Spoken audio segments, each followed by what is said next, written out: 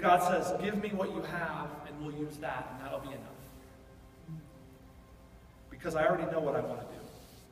You guys, the disciples looked at the situation, and they said, the need is too great. We don't have enough. Send them away and let them meet their own need. Let them figure it out. Let the people, we got enough problems. Let them figure out their own stuff. But God had a different take. He looked at the situation and he said, I see this different than you, and I want to do something here. How should we feed all these people? And I can almost see Jesus smile at Peter like, do you want to partner? What do you think? Because I already have in my heart what I want to do. Do you want to come? And I love God says, it's not, guys, if you can talk to disciples, it's not what is right now. It's what could be and what should be and what must be. These people need food. And who will take up what I see and what I feel and actually step into this with me? And look at what's possible with me. And use what you already have in your hand and trust me to come alongside and do what I can do with what you have already. There's an early church father, his name's Irenaeus. He has a quote I want to share with you guys. It says this.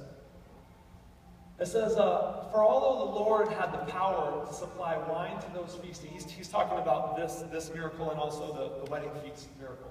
For although the Lord had the power to supply wine to those feasting, independently of any created substance, and to fill with food those who were hungry, he did not adopt this course. Keep that up for just a second. Look at what he's saying. He's saying, look, in the story of Jesus turning water to wine, do you realize he could have literally supplied wine to the people without manifesting anything? He could have just, put wine in them. He didn't even need to manifest the wine. He could have just been like, you're drunk. You know what I mean? Independent of any creative substance, he could have supplied wine to those who were feasting. And then he makes another point and he says, and fill with food those who were hungry. He could have just, and I've joked about this before, but he could have just said, bellies be full. And 5,000 men and then women and children would have just been like, and they would have been full. And God could have done that, but he chose not to do that. And I've often thought about why, and I think Irenaeus is asking the same question. He chose not to employ that course. Why? And here's why I believe, is because God wants to partner with his people. He's chosen the church, he's chosen me, and he's chosen you to partner with. Now, I don't know exactly why he does that, but that's how he chooses to do it. He looks around and he says, Peter, look at all these people. What shall we do? Knowing what he already wants to do. And guys, I believe God has some things in his heart in East Lansing, and I believe he already knows what he wants to do, and I think he's just looking around going, what should we do to reach 60,000 people who are part of the next generation in our city?